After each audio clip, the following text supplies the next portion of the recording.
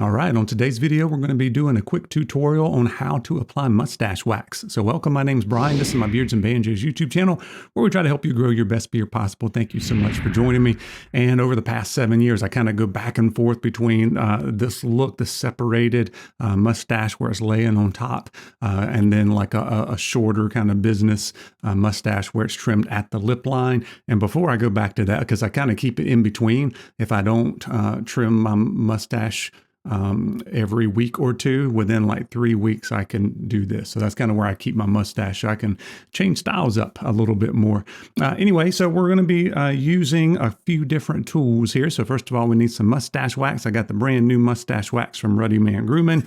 It's got a lot of beeswax in it, but it's not super strong, and also the scent is not super strong either. Sometimes you get one with a high concentration of beeswax and it smells super duper waxy. This one is pretty good. It goes for like $12. You can always save with the code Banjo 15 on that. But we also need the thing that this is hard to hold this up and pretend to be manly. We got this little bitty mustache comb. It looks like something you comb a baby doll's hair with, but it's not a baby doll hair comb. It is a mustache comb. If your mustache gets a whole lot bigger than what mine is now, then you may need something else. But you need a pretty a comb that's got a lot of fine teeth in it, unless you just have a super bushy mustache that's real curly and you can't get it through. But that's the whole idea, is to separate those strands and also to work the mustache wax through. I also like using a round brush here that's got more bristles to really spin and to train your mustache.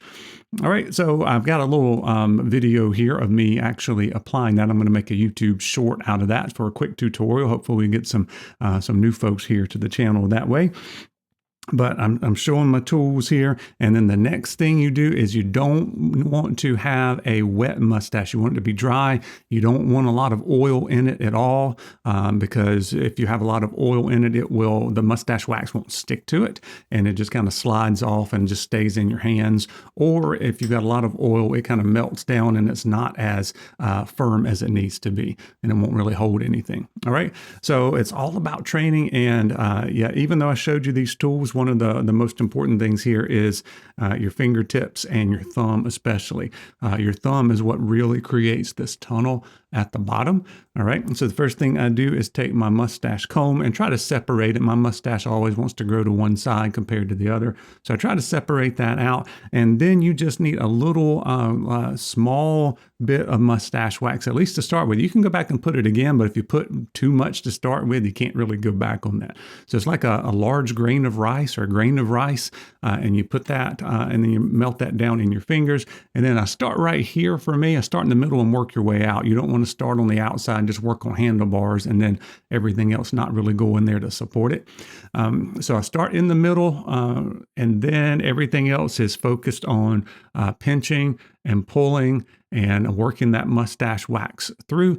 And there's a couple other ways you can do that. But if it's not a super duper firm holding mustache wax, once you get it melted down, you can pretty much work it through with your fingers. And then you can, if you want, you can work on it with the comb.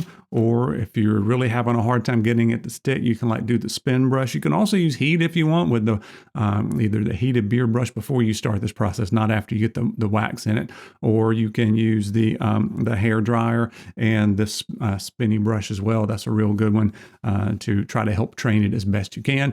But I always worry about this bottom here because that's the part that gets in the way. I want to try to create, it's almost like you're creating a little tunnel at the bottom with your thumbs there. So I want it to try to stay along my lip line. And then at the very end, you want to work on your little handlebars. Depends on what kind of look you're looking for. If you want it to be like the super wet look, you can use more mustache wax and get it super firm. I don't tend to do that very much. This is about as far as I go with mine. But if you want more curl in it, you actually can start with the comb on the top. And I know that sounds weird, but it's almost like you're doing, if you ever wrapped a present at maybe Christmas time and you've got a ribbon and you take the scissors and on top of that ribbon you put tension against it, and what does that ribbon do? It curls. So you're really doing the same type of thing with the brush here. So if you're actually, or the comb, you can come on top, and then my thumb is getting behind it here. You're getting a little tension and kind of pulling it straight, and it's going to curl up on you just like a ribbon. So it's an extra little tip. I don't see a lot of people talking about that, but that will help you. And then you basically just make sure it looks the way you want, and you are good to go. So let me know if you guys have any questions about that. If you aren't, if you've never tried using mustache wax or having a separate mustache, I've done a couple of other videos, shows you how to trim. You got to strategically kind of trim around it a little bit when the first time that you want to separate that mustache out.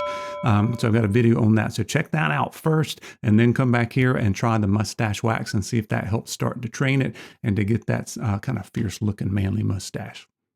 Thanks for watching, guys. I'll see you soon.